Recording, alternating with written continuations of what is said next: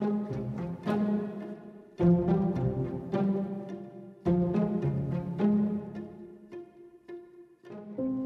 is biztos akarta. Na ezt sürgősen felejtsd el. Az ilyet nem feltételezzük, hanem megkérdezzük. A szex alapja és első számú kelléke ugyanis a beleegyezés. Beleegyezés nélkül nem szexről beszélünk, hanem erőszakról. Ha szeretnél lefeküdni valakivel, előbb meg kell arról bizonyosodnod, hogy ő is ezt akarja-e.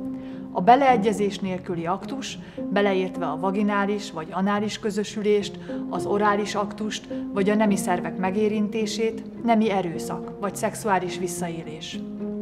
Nem csak az számít nemi erőszaknak, amikor fizikai erővel lefognak és aktusra kényszerítenek valakit.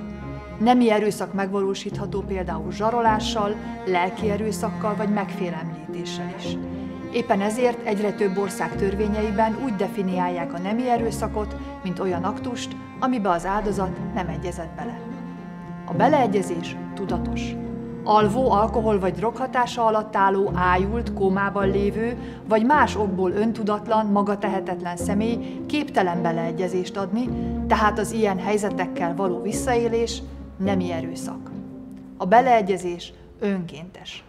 A zsarolással, duzzogással, követelőzéssel, fenyegetőzéssel, manipulációval kicsikart igen nem jelent beleegyezést. A na jó, essünk túl rajta, nem beleegyezés. A beleegyezés lelkes. Ha a partnered beleegyezett a szexbe, az nem jelenti azt, hogy te onnantól fogva azt teszel a testével, amit akarsz. Folyamatosan oda kell figyelnetek egymásra, és megbizonyosodnotok arról, hogy a másik fél nem csak eltűri, de élvezi is azt, ami történik. A beleegyezés tájékozott. Nem titkolhatsz el a partnered elől olyan tényt, vagy nem változtathatod meg szex közben úgy a körülményeket, aminek tudatában lehet, hogy a partnered nemet mondana. Például nem veheted le menet közben titokban az óvszert. Ezt már több országban büntetik is. A beleegyezés visszavonható. Nincs olyan, hogy udvariassági szex. Nem vagy köteles befejezni, amit elkezdtél, ha az nem jó neked. A beleegyezés egyértelmű. A beleegyezés nem egyenlő a tiltakozás hiányával. A hallgatás önmagában szintén nem beleegyezés. A partnereknek mindvégig kommunikálniuk kell egymással, és oda kell figyelniük egymásra. Már a gyerekeknek is meg kell tanítani a koruknak megfelelően, hogy a testük csak az övék, és nem érhet hozzá senki engedély nélkül. Fontos üzenetet adunk át nekik az önrendelkezésükről, ha nem kényszerítjük őket puszira, ölelésre, nem várunk el tőlük olyan testi kontaktust, amitől vonakodnak.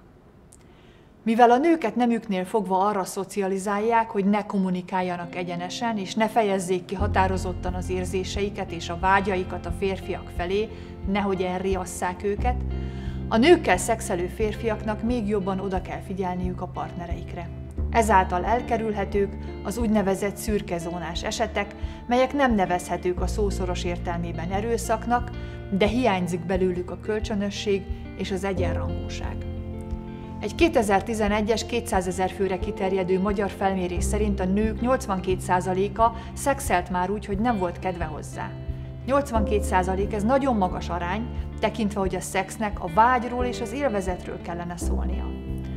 Felejtsd el a jogosultságtudatot. Valójában senki sem tartozik a másiknak szexel. A nem, az nem. Nem jogosít fel a másik testére az sem, ha korábban voltatok már együtt, és az sem, ha az illetőt vonzónak találod. A nemet nem kell megindokolni. Mindenkinek joga van olyan ruhát viselni, amilyen tetszik neki, ami kifejezi őt, amiben jól érzi magát. A ruha nem jelent igent. 30 év házasság után sem válik senki a partnere tulajdonává, és az embernek kijáró tiszteletet alkalmi kapcsolatban is meg kell adni egymásnak. Legyen a szex mindenkinek pozitív, énerősítő, feldobó élmény. Ez csak akkor lehetséges, ha figyelünk saját és a másik határaira, és tiszteletben tartjuk, hogy a nem, az nem. Ha tetszett nektek ez a videó, és szeretnétek tőlünk további hasonló tartalmakat látni, iratkozzatok fel YouTube csatornánkra, és kövessetek minket Facebookon, Instagramon és TikTokon.